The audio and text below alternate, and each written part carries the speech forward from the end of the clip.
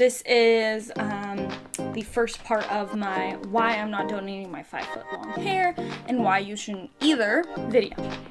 All right. I have very long hair. And when I say very long hair, I'm not talking about a normal long amount of hair. I'm talking about really, really, really, really, really, really long hair. Okay. 52 inches?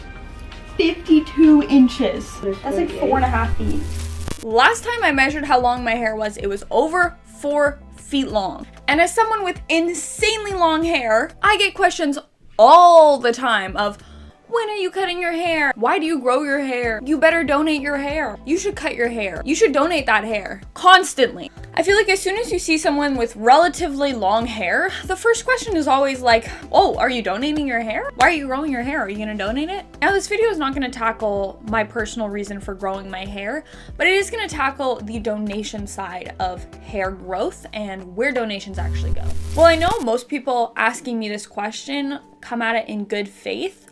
I think we need to look deeper at what's really going on with hair donations. Hey everyone, my name is Tegan, and today we are going to be tackling a topic that is close to my heart and probably close to yours too if you clicked on this video. I think we can all agree that we've all seen some heartwarming videos or pictures of people cutting off their hair and donating it to cancer. It feels good, right? But what if I told you that donating your hair is actually not as helpful as you might actually think it is? In fact, it actually could be doing more harm than actual good. So if you're interested in learning more about the behind the scenes of hair donation, please stick around and continue watching. And if you're gonna do that, you might as well just subscribe and give this video a thumbs up so that it hits the algorithm. All right, part 1 of this video. The illusion of helping. First off, let's talk about the intention of hair donations. The idea is simple. You grow out your hair for as long as you want, you cut it, and then you send it to an organization that claims to make wigs for people with cancer. But here's the big catch. Most of these organizations do not actually use that hair to make wigs. For instance, let's take Locks of Love. This is a very well-known hair donation organization that many people have heard of. It is one of the big, well-known charities. They actually don't make wigs. Even though their whole thing is Locks of Love and you'd think hair donation is a big part of it, they actually don't manufacture the making of wigs. We pay for the manufacturing process. The children and the families get the prosthesis for free, always. Instead, Locks of Love, a lot of the time, end up purchasing custom wigs for these patients who are receiving them, and they use the hair donations to offset the administrative costs of buying these wigs. Also, on another note, let's just take a quick look at the Locks of Love hair donation information sheet. According to them, anyone can cut your hair, and they encourage people who are cutting their hair to go to a salon that they're familiar with. However, they don't actually specify how the donated hair is being used, which creates a lot of confusion on what's actually going on and where your hair is actually going. This section of the video is not to just absolutely destroy Locks of Love's credibility. The issue that I have with them is that they make it seem like they're the ones actually making the wigs, whereas they're actually just paying other people to make the wigs for them, meaning that the hair that you donate, even though donations are a huge part of it, it might not actually be used for wigs. It could be discarded or it could be thrown away. Section 2, the hidden truth about hair donations. Now let's dig just a little bit deeper than just the surface level. As previously mentioned in this video, many people might not even know that their donated hair is not even being used for wigs. Some hair donation organizations end up using the hair to offset the administrative costs of buying wigs, while others use the hair for industrial purposes. For example, Matter of Truth is a non-profit organization that creates mats and blooms to clean up oil spills that have occurred. While I'm fully aware that this is still an important environmental matter that has to be solved, and your hair is still going to good use, it is definitely not going to help cancer patients though, which is what we all think our hair is going to when we donate it. The hair mats that are created have been used in major environmental disasters, including the Deepwater Horizon oil spill that happened. While it's really cool to see hair being repurposed in this kind of way, it does raise the question, is this really what the donors intended their hair to be used for? There's nothing wrong with hair being used to clean up oil spills. The trouble comes when you think that you're donating your hair to make a wig for a needy cancer patient, and then your hair ends up getting discarded to clean up something in the ocean. Most of the time when hair is being used to clean up these massive oil spills, it's hair that is shorter and often just the offcuts of someone's hair. If they went to get a trim, if a man shaved off his beard, or even any kind of shaved hair, the hairs are usually very small and collected from barbershops and then donated to these environmental concerns. Though sometimes hair that has been donated to making wigs gets ruined in the process of mailing it. And when this happens, the hair is no longer able to be used to make a wig. It is then donated to another organization and then, as we've already mentioned, used to clean up these oil spills.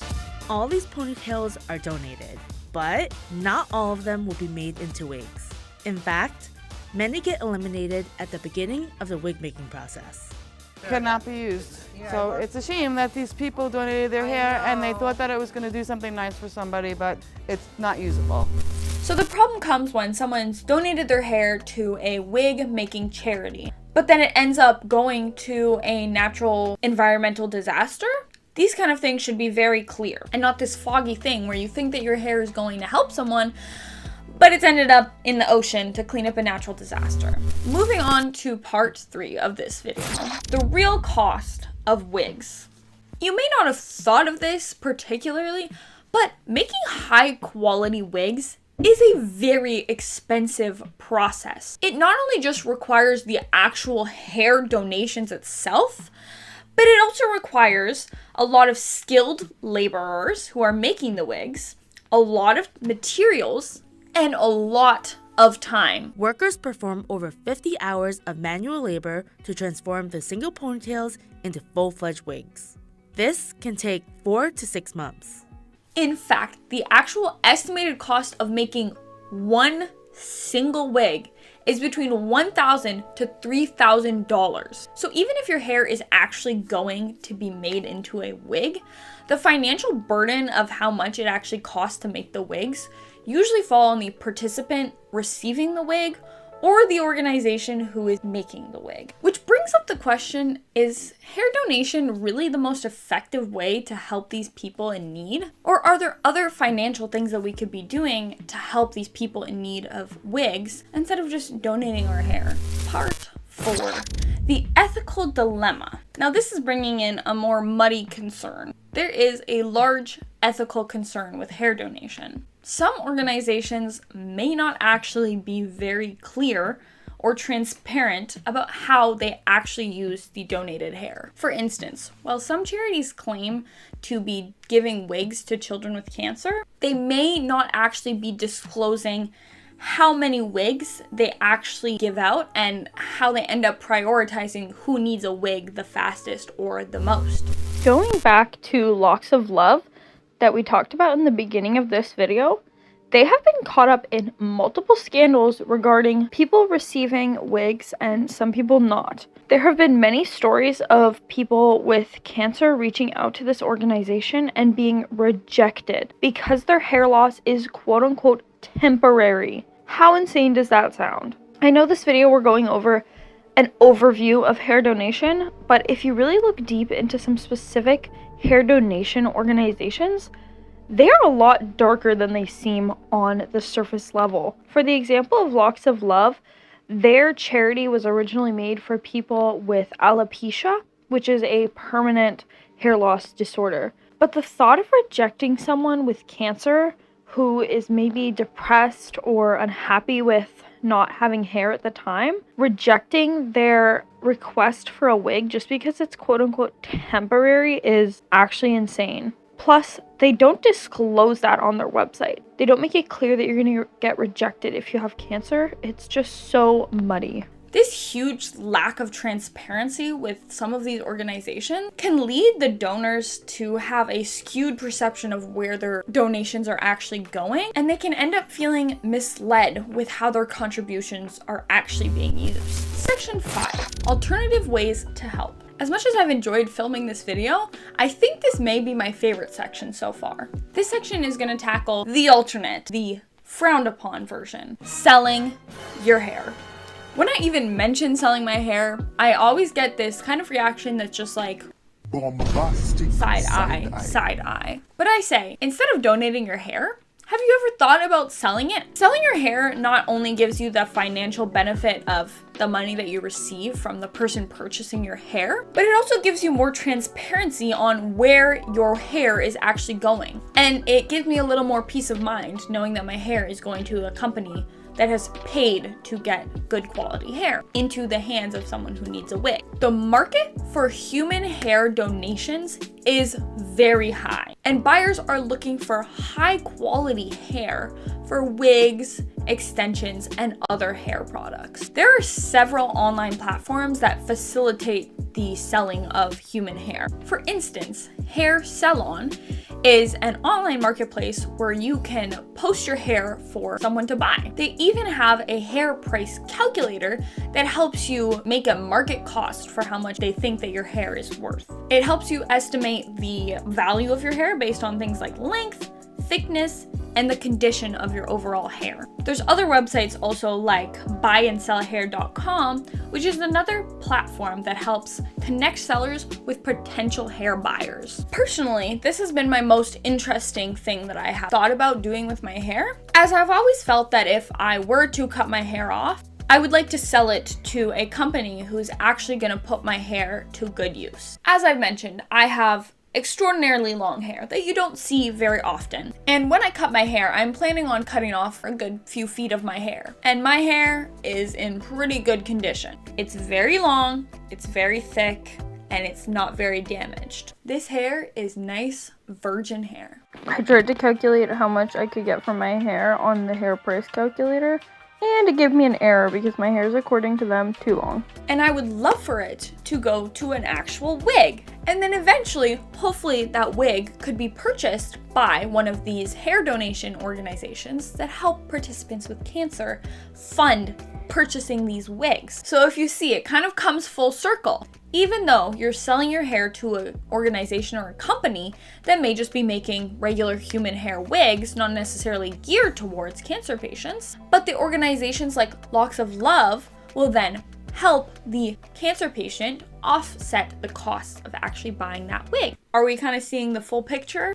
And if we want to look at it in a nice way, by selling your hair, you not only are getting a financial incentive, but you also have that opportunity to donate the proceeds that you've gotten to a reputable organization that then supports cancer patients. This approach is making sure that your hair is actually going to somewhere meaningful and you actually know that it's making an impact on these people in need. What if you don't even have the option to cut your hair and donate it? There are a ton of different alternatives that you can also do to help support people. For instance, you can donate monetarily. Giving financial contributions can directly help the growth of hair wigs. It can help in the creation of wigs and supporting the services that help cancer patients. You can also do volunteer work by offering your time to organizations to support cancer patients. You can also try fundraising. This is also a financial thing that you can do, but instead of you donating your own money, you fundraise and do things that you're passionate about, which is also supporting the bigger cause. In conclusion, while the act of donating your hair comes from a place of kindness, it's also important to understand where your donation is going and what it will end up being used for. Before you cut off your long locks, think about doing some research into where your hair is actually going. Ask questions and ensure your contributions are actually going to places that you want them to go to. Remember, sometimes the most impactful way to help is not necessarily the most obvious. Alrighty guys, so that is it for this video. Thank you so much for watching all the way to the end. If you did end up enjoying this video, please give it a thumbs up. It really helps support my channel and push it out to more people. And if you also wouldn't mind just clicking that subscribe button down below, that would also greatly help support this channel. As always, even though I just spouted out all of my opinions and the research that I've done, I am very interested in hearing your guys' opinion and where you guys are coming from. Have you donated your hair before? Are you thinking about donating your hair? What organizations have you looked at? I would love to hear it down in the comments. Continue this conversation. I have linked all of my sources that I researched from in the description box down below if you would like to check any of them out. And with all that being said, that's it for me.